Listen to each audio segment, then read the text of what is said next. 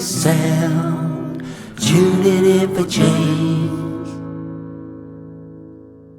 Welcome to the astrology update for KindaSound from the 22nd of December to the 28th of December. And my goodness, we have a big week in astrology. I mean, I probably could say that every week, but we really do have a lot of significant impacts today. It's quite exciting. And of course, happy Midwinter Solstice. We can't forget, we are in the very thick of the midwinter season, and we're going to talk about that in a little more depth for our theme today. But first, I'm going to cover the update. So today, not only the midwinter solstice, but that also coincides with the sun going into Capricorn. Now, that gives us a real collective energy to utilise for our life force, for our vitality of a real practicality, and a lovely grounded earth element. It's the practicality and it's the goals. So Capricorn is amazing for goal setting. It's very ambitious. So again, we have this phenomenal flavour for end of year review and planning for 2024.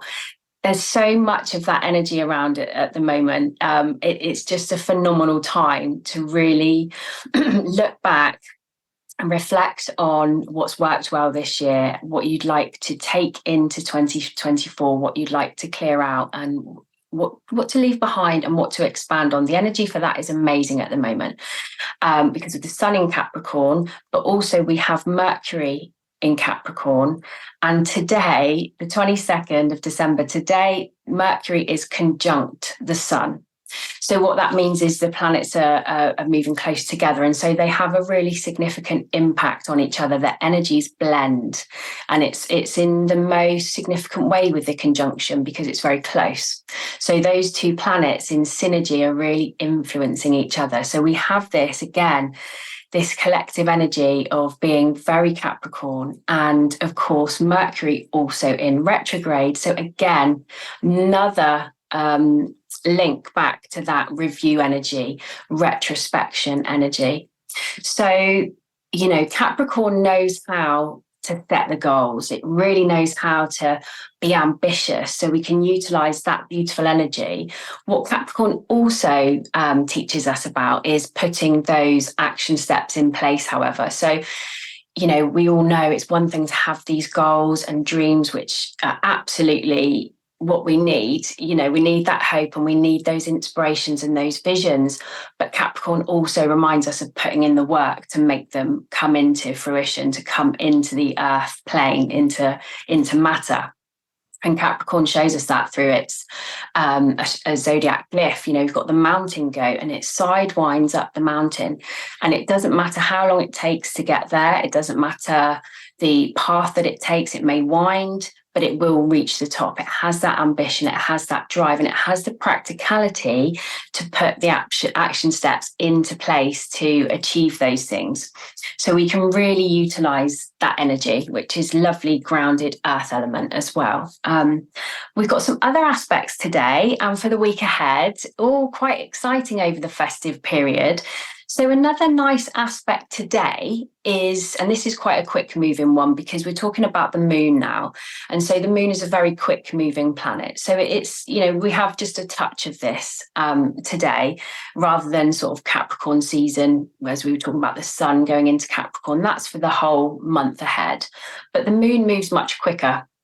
The moon will change signs every 2.5 days, but today it's trining, which is a positive, favourable aspect in astrology. It makes the triangle angle, and that is really favourable with Jupiter. So the moon, conjunct Jupiter, not trine, the moon conjunct. So again, the moon conjuncts Jupiter. So there's two planets moving very closely, actually a significant synergy there of the two planets blending.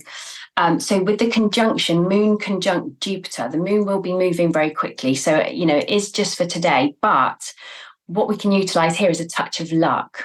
So Jupiter, anywhere that Jupiter touches or makes a relationship to another planet that's significant, is it's expanding upon that area, but it also is bringing lots of optimistic energy, a touch of luck. It's bringing benefits. So that with the moon, is the moon's often about our emotions, about our subconscious. So it may expand emotions. There could be that flavor as well. But what Jupiter definitely does is bring this touch of luck and touch of positivity and uplift. So that's a really nice one to utilize today in terms of our more emotional sense. And of course, I can't not go any further before discussing. We have a full moon this week, and I absolutely love a full moon. We have, by the 27th, the moon goes exactly full. So on the 27th, around midnight that night, we've got the full moon peaking exact as its fullest phase in the sign of Cancer.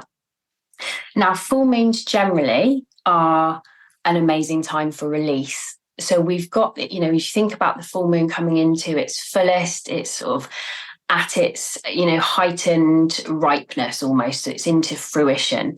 So it's ready to instigate letting go from that point. It's ready to start. That's its fullest point. So it's going to start waning from there.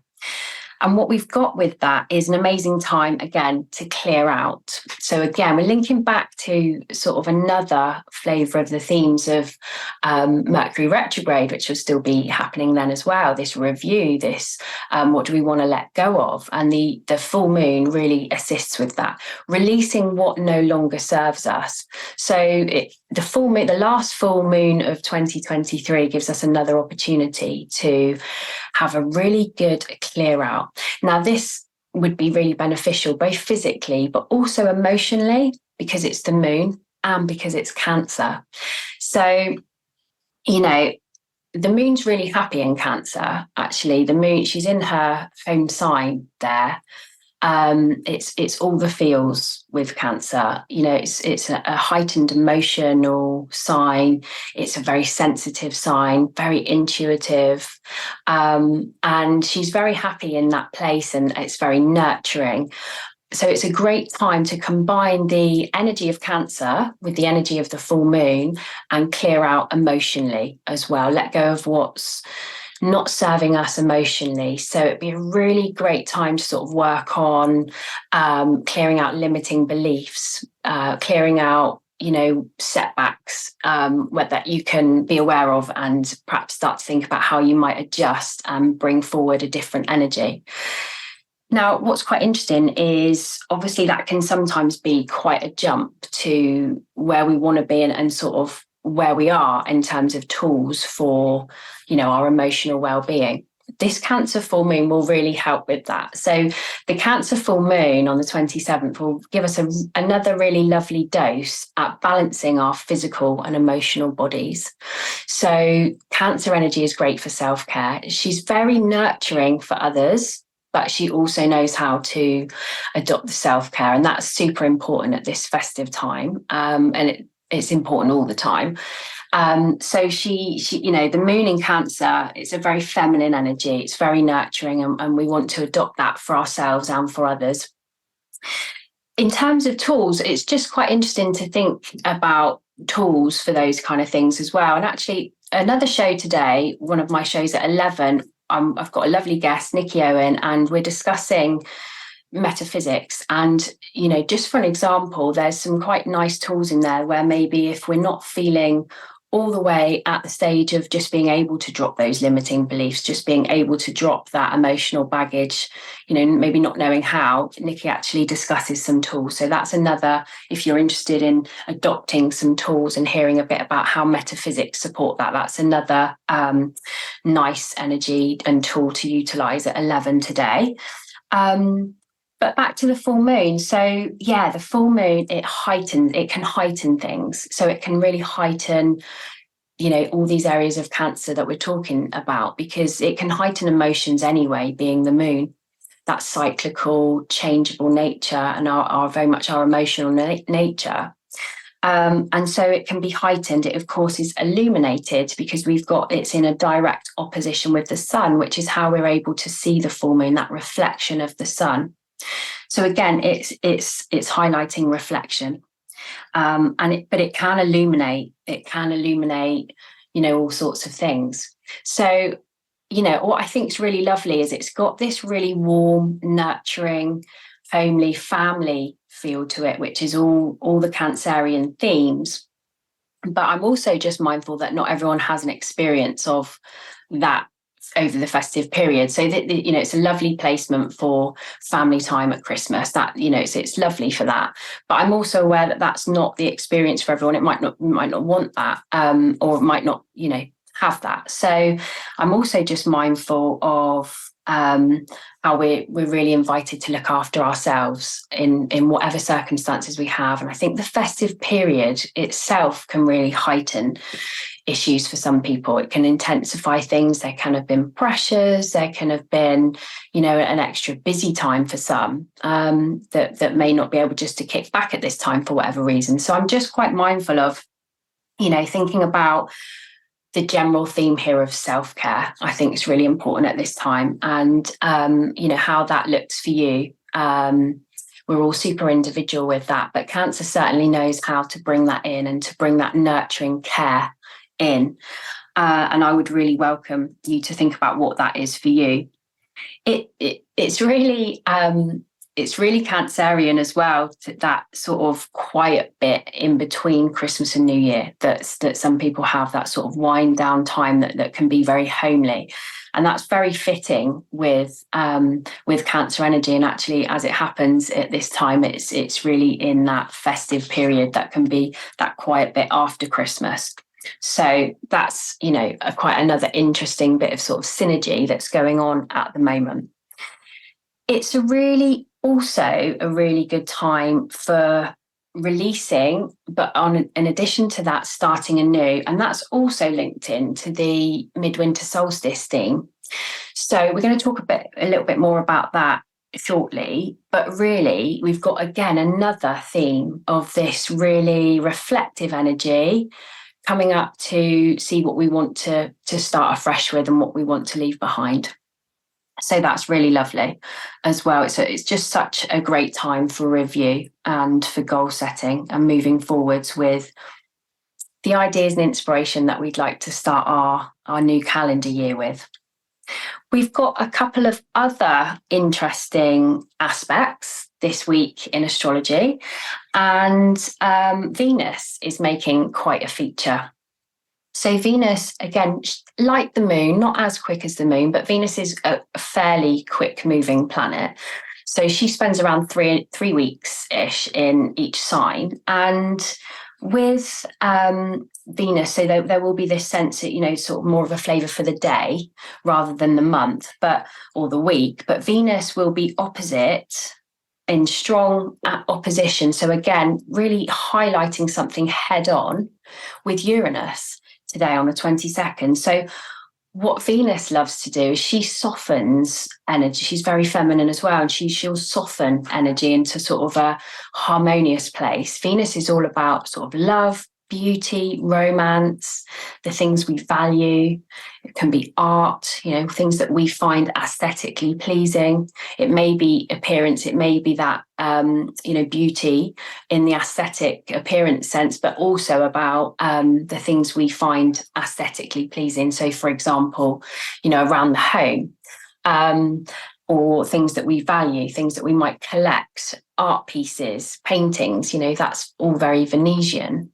And so Venus is in a direct opposition. So as I was saying, this head-on kind of impact of really highlighting a relationship with Uranus. Now, Uranus is very different. It's a much slower, longer-term moving planet, but Venus will touch it in this way today. And so what we've got here is quite a balance potentially of individuality, because Uranus is very much about individuality. It's very revolutionary.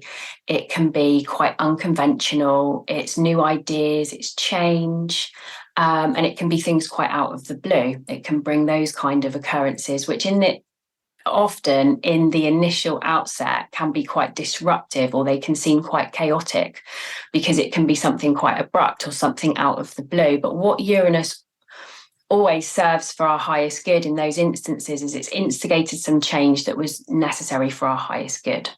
So with Venus and Uranus making this opposition, this relationship today, there may be a balance between our individuality and our relationship sense, or our sense in love and romance. Of course, it can also really highlight the beautiful, perhaps unconventionality in relationships, the things that you find beautiful that are maybe not as conventional in a conventional sense. So that's another consideration. And of course, the relationship with ourselves as well. So the opposition as an astrological aspect, it can really represent a relationship, because it's like the two planets facing each other. And if we think about the zodiac wheel, when the signs are opposite, they're in a relationship that reflects each other quite often, and of course also for their differences. So we have this aspect that can highlight things head on and sometimes look at the differences, but it can also make a relationship. So it's quite relatable to relationships in that way, the opposition. But also the most important and significant relationship, of course, being with ourselves. So Venus being a closer planet to the sun, it's more influential, although it's quick moving, but it's having an influence on our personal nature in some way. This can also highlight the things in ourselves that we find more unconventional, that we enjoy, that are more unconventional or individualistic, or new ideas, revolutionary ideas. And also a bit about unity as well. So whilst we've got that individualistic sense, there's also a consideration for the collective with Uranus, for, a global collective picture. So that's an interesting touch on the day. Venus, then by the full moon on the 27th, Venus is then trining Neptune.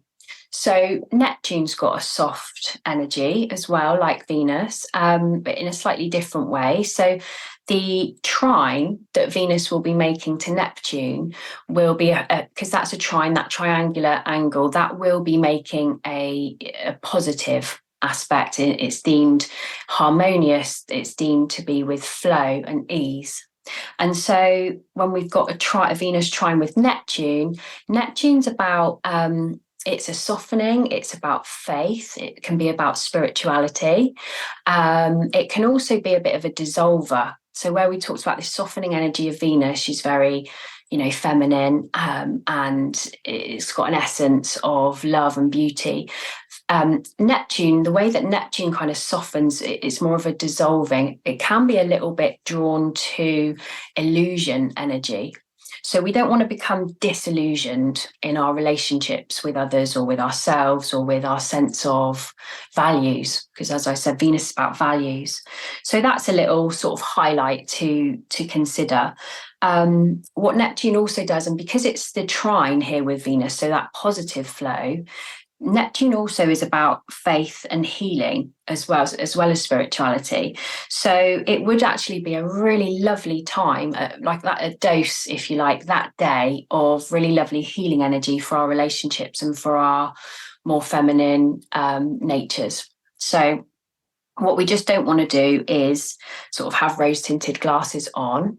But as I was saying, because it's the trine, we actually more than likely will be in a harmonious flow with any of those kind of issues. So, again, we can really pull out the gems here. And this is one of the things I love about astrology and doing the update, is that, we can, when we have some awareness of these sort of planetary flavors and energies that are going on, they go on regardless whether we think about them or talk about them or not. But when we do know about them, we can utilize that energy. And in that way, I really love this sort of co-creation opportunity that we have with the universe. So when we have an idea about this, and when we start to think maybe about our own zodiac signs and what's going on sort of in the sky at the moment, we can really pull in the energies we want more of, and understand how to navigate different things that might crop up with that foresight and with that awareness. So I really love that. So quite a packed week in terms of the Capricorn energy that we've got. It's beautiful, the practicality, the goal setting, and that being, Capricorn season into January. But at this time currently coinciding, the Sun today conjunct with Mercury, that really coincides with a great aspect for setting those goals. And so I really welcome you to do that, and enjoying that full moon as well, the Cancer full moon, right in the middle of that festive period. We're going to have a song now. I've chosen today's for some nice midwinter feels. We've got Sweater Weather by The Neighbourhood, and one of the interpretations of this song that I thought was quite sweet, and again touching on the midwinter themes with the sweater weather, but also with some Venetian themes that are going on here, is one interpretation was that this guy loves his girl so much he took her for a walk somewhere cold so he could hold her hand and put it in his sweater. So I thought that was quite sweet, and thinking about all those midwinter feels. So thank you so much, Django, for playing that one for us now. KindaSound Radio, the station for a global community. Hey, welcome back to the KindaSound Astrology Update with me, Stella Grace. The shows are replayed every Saturday at 10 after the initial show goes out Friday at 10, replayed the next day, and then available from the following Tuesday from the KindaSound website /podcast and Audible and Apple and Spotify. So you can always catch up on your astrology a bit later, all the themes that we discuss then. So we're going to get into our theme now for today. So happy Midwinter Solstice. We are here today on the solstice, which is lovely, I think. And something interesting about that. So how it works with the actual time of the solstice, that's very much a calendar year thing. We have there's the Midwinter Solstice being a moment. But for me, organically and seasonally, this is a period of time, this is this festive period.